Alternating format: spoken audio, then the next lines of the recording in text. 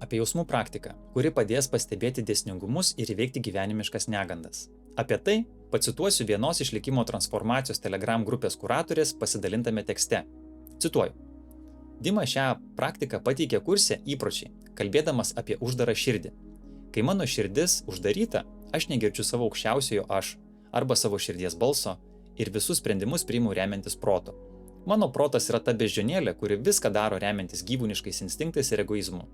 Ji kelia mano galvoje chaosą ir verčia daryti tai, kas neša man skausmą ir kančią.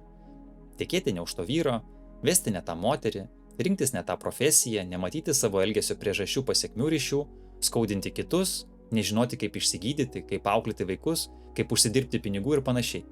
Kaip nuraminti savo beždžionėlę ir pajausti savo tikrąją esatį.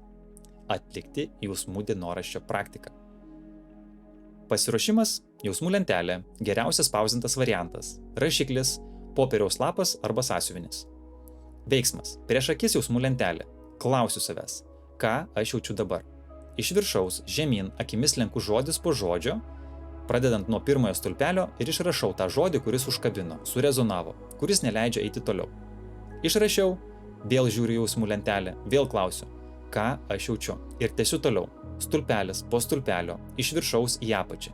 Kaip Agneta, klubo nuolatinė dalyvė teisingai pastebėjo, negalvoju, kokį žodį rašau, tik klausiu savęs, ką aš jaučiu dabar. Dima sako, kad praktika yra disciplina. Tad jeigu aš tai darau norint, pavyzdžiui, pasveikti, ar norint pajusti savo širdį, ją reikia daryti ne šiaip sau, kada galiu ar noriu, bet atsakingai.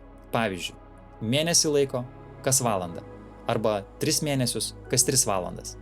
Pirmą išrašymą geriausia pradėti nuo prabudimo, o paskutinį einant miegoti. Šią praktiką galima pasiekti kelis tikslus. Pajusti savo vidinės tikras būsenas, mokytis atpažinti savo jausmus, už kuriuos vėliau bus lengviau prisimti atsakomybę ir suprasti, dėl ko atsiranda ligos ar problemos mano gyvenime. Jausmų lentelę dienoraštį galima įsigyti Myliu save krautuvėje. Po šio video rasi nuorodą. Taip pat yra ir komplektas, dienoraštis ir knyga Kol aš nesu aš, kad dar geriau perprasti Dmitrijaus mokymo sistemą, kuri padės pasiekti naujų suvokimų ir pokyčių. Tai padeda man, tikiu padės ir tau. Juk myliu save, tai tiltai sąmoningumo link. Aš Darius Kiaulakis, miego ambasadorius, linkiu klestėti. Iki.